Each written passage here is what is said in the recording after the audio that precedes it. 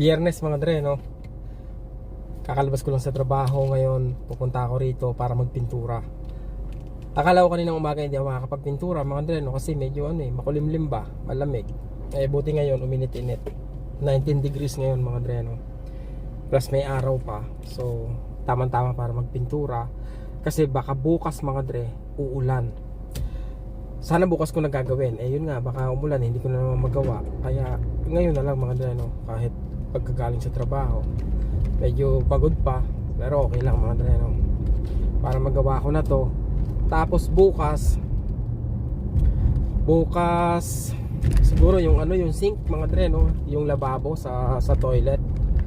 O baka mamaya pagtapos ko rito, gawin ko na yon para bukas libre na ako, maluwag na ako sa oras mga dre, no? Pwede kong gawin yon, depende mga dre kung anong kalalabasan ng pagpipintura.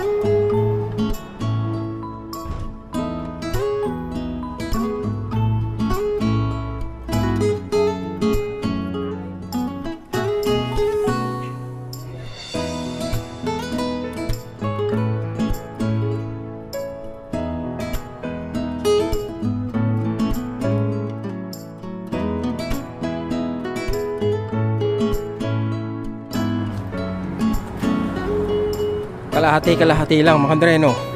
Anong oras na? 4:37. Pagbihira. Matatapos na lang siguro, kaya lang yung hagdan lang mga dre, no? Hindi na yung mga balustre. Pagbihira na yan, no? Malaman. Papatuyuin ko muna mga dre, no? Bago ko tirahin dito sa kabila. Doon banda, paglampas mo lang intersection mga dre, no? Pangalawa, pangatlong intersection, na yun malapit ka na sa mga school dyan mga dre, no? Tapos na mga dre, di ba? Siya lang ang naiiba. Ito malapit na palitan yung bakal nito. Ito nga mas worse pa yung nito, mga kahoy nito mga dre, no? Ay papalitan pero ibang na yan ibang apartment na. Ito lang isa. Okay ba mga dre? Pwede na ba?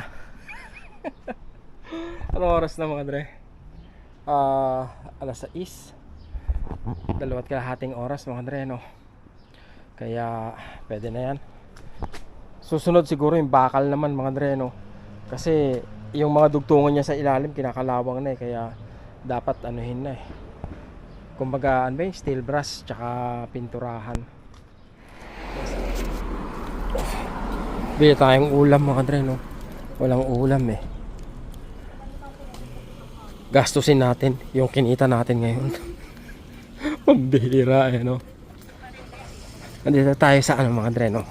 Sa Van Horn, Domino's, Plengke. Doon tayo sa mga dre, sa kalye. Yan summer na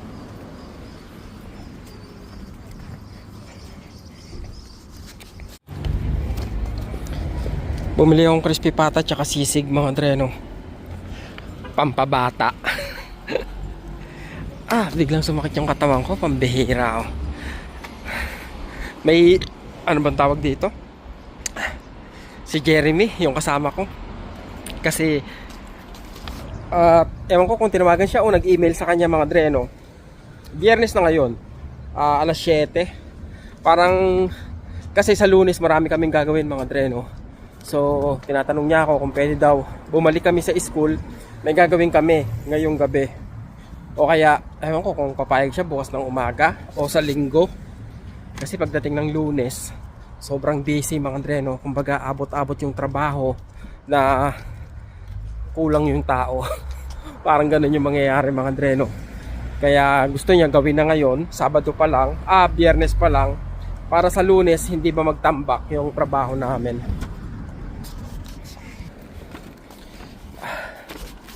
Biglang sumakit yung katawan ko dun sa pagpipintura. Pambihira, yun? Nagpintura lang, sumakit yung likod. Kaya bumili ng sisig.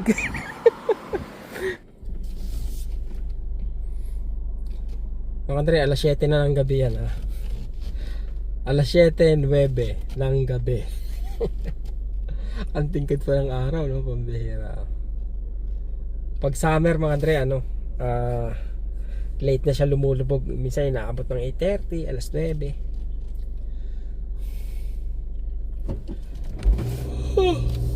Ay, pagod! Antok! Grabe.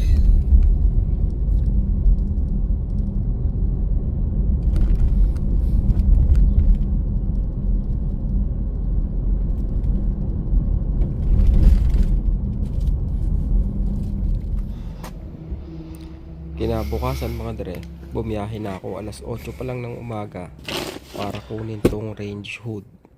Siguro mga 35 minutes away yung pinag-pick upan ko.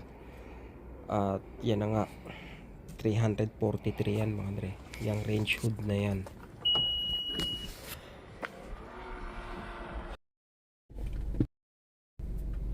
Kahapon, mga Dre, nung nagpipintura ako, no, pagkatapos ko magpintura, biglang yung sumama yung pakiramdam ko. Parang bigla akong napagod, mga Dre, no? Ano kaya nangyari sa akin? Ba't bigla akong sumakit yung katawan ko, yung ganun. So inisip ko kung anong ginawa ko, ba't bigla akong nakaramdam ng ganun.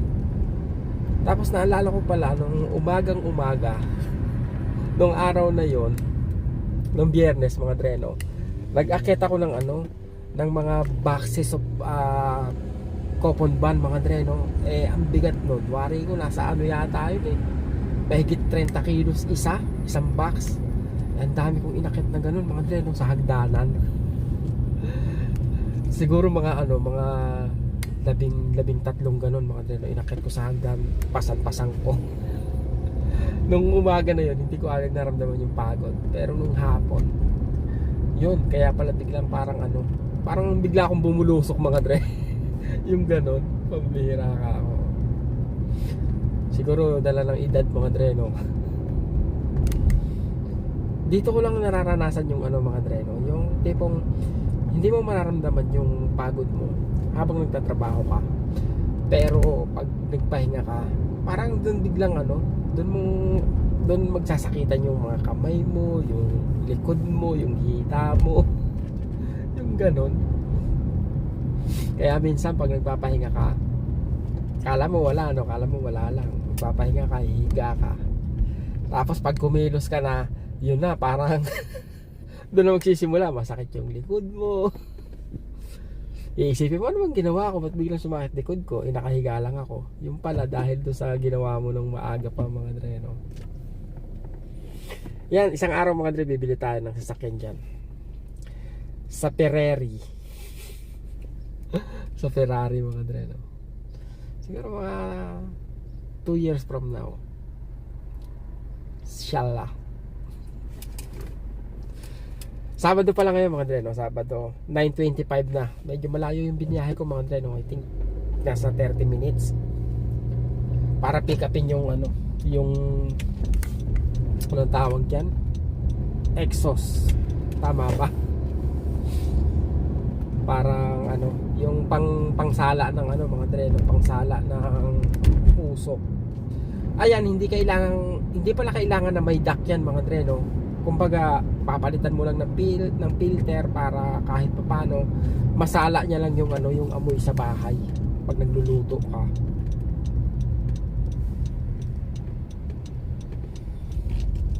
Tapos nawawala pa yung ko pala, nawawala yung tools ko, yung adjustable ko na na pambukas sa mga bolt, mga Dre, no. Pambihira, 30 pa naman yun, $30. Ibig sabihin bibili na naman ako ngayon. Anyway, yung pinikap ko na yan mga Dre, hindi yan yung gagawin ko ngayon. Bali, siguro sa mga susunod na araw ko gagawin yan. Dahil ngayon ang gagawin ko, i-install ko na yung ano mga Dre, no? Yung, anong tawag dito, yung lababo. Kasi napalitan na nung isang araw pa yung dapat palitan sa gripo. Tsaka sa tubo yung may mga tulo. Yo, sana bumili rito sa ano sa Canadian Tire kasi mahal dito eh. Tingnan ko na lang sa Walmart.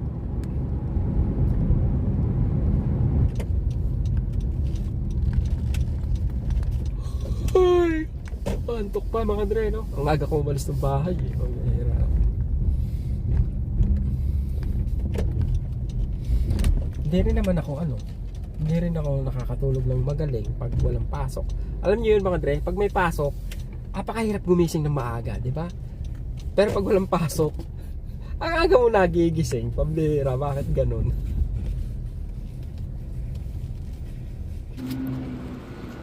Bago tayo tumuloy mga Dre, bili muna tayong kopi dahil inaantok-antok pa ako. Anong oras na? Alas 10 na mga Dre, no?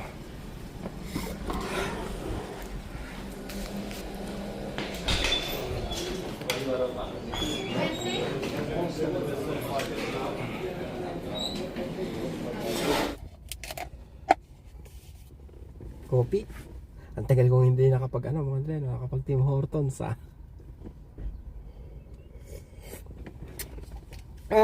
thank you. Sarap.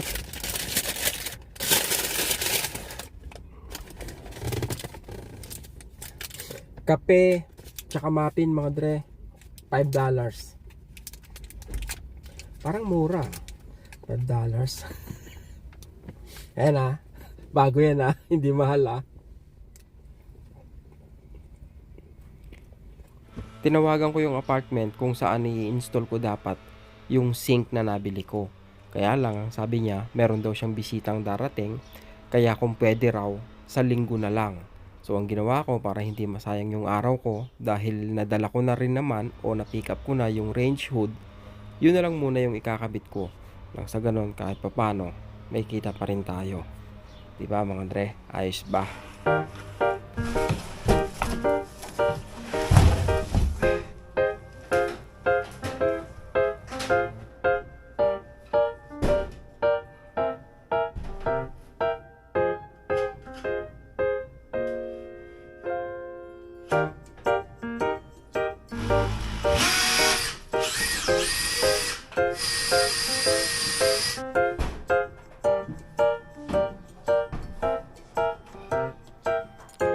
Dito mga Dre, sa senaryo na to, dito ko naisip na sana kumuha ako ng kasama kasi medyo nahirapan ako rito na maipantay ba o mailibel yung linya ko.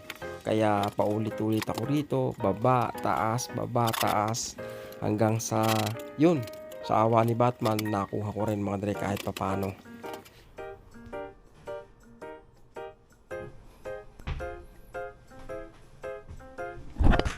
Okay mga Dre, nailagay na natin.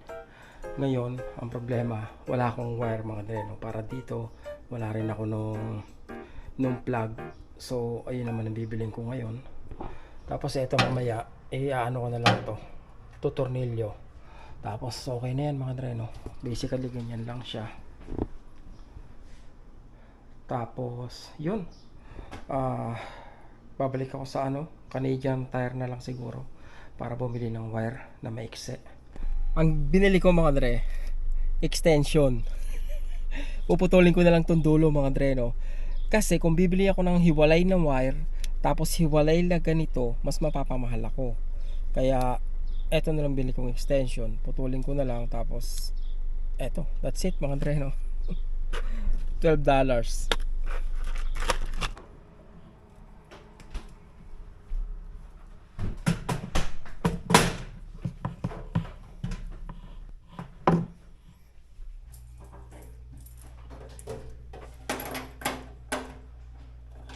Ito mga Dre, madali lang to. Itong papagkonektahin mo lang, kulay sa kulay lang.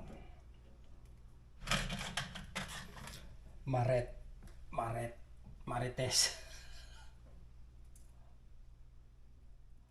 Black is black mga dre, no?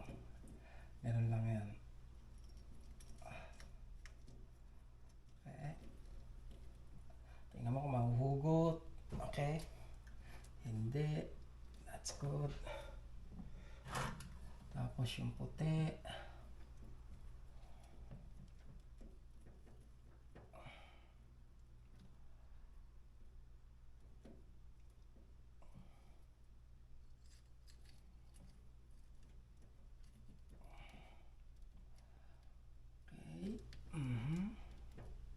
That's good. Tapos yung ground na lang mga dre, no? Kailangan ko lang itali rito sa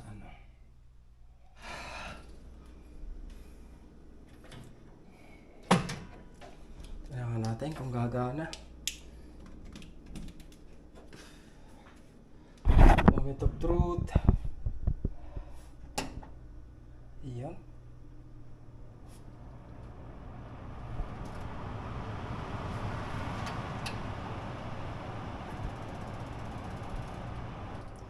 Nagbabibrate, di kaya ako malas. baka mahulog no? Doon sila biglang mahulog Anyway, lagyan na natin to.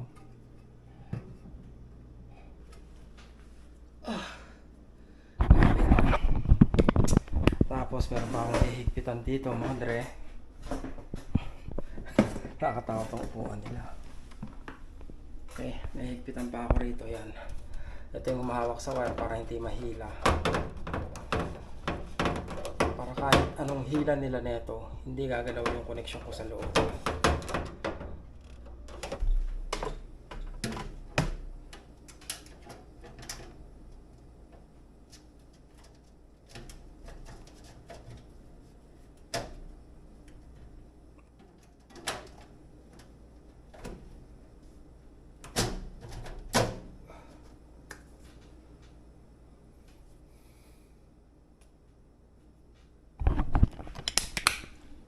Okay na mga dre, no? Ilaw, hindi ko alam kung sila na siguro bibili ng ilaw mga dre, no? Ngayon, sabi ko nga kanina dun sa tenant mga dre, no?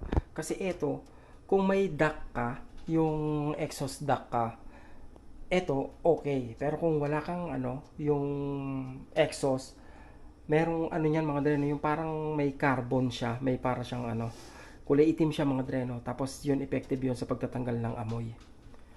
Yan, ganyan lang siya. Yung ilaw, bahala na sila o kaya titingnan ko kung paano gagawin. Anong klaseng ilaw ba pala? Hindi ko rin alam kung anong klaseng ilaw yan mga dre, no? Kasi, plastic, hindi ba pa yung socket, parang yun sa parang sa, ba yan? Sa, yung mahaba, sa neon light mga dre, no?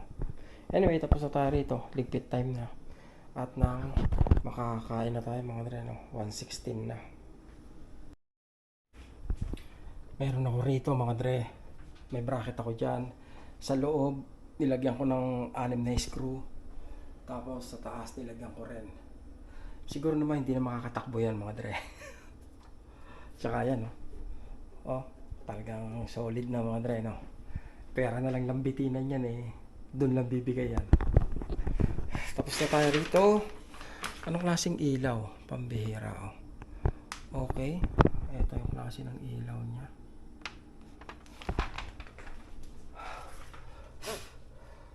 Patawag na lang uli ako paglalagyan ng ilaw.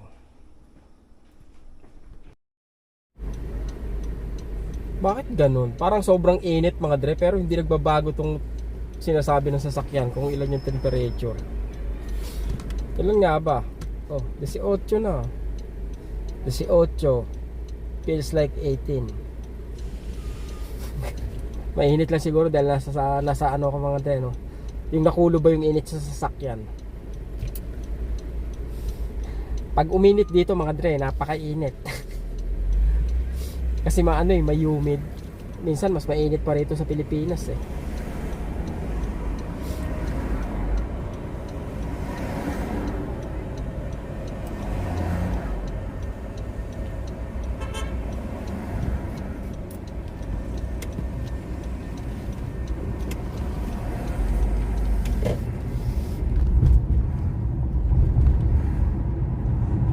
nakaka-excite mga dre pag summer. Alam niyo yun.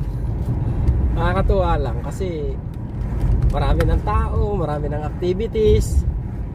Ang ano lang mga dre, no, ang downside lang pag summer, kulang yung pera. Kulang yung pera para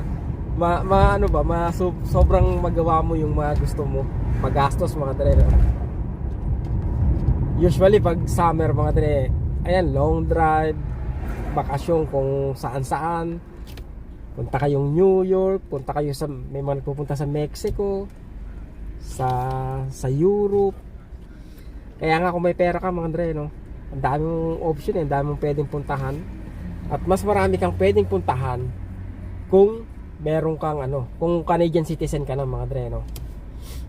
Kasi hindi mo na kailangan ng visa karaniwan sa mga bansang pupuntahan mo, 'di ba? Siguro yun na rin lang yung pumipigil para makagala sa iba't ibang panig ng mundo mga dre, no. Yung visa. Hopefully mga dre, no,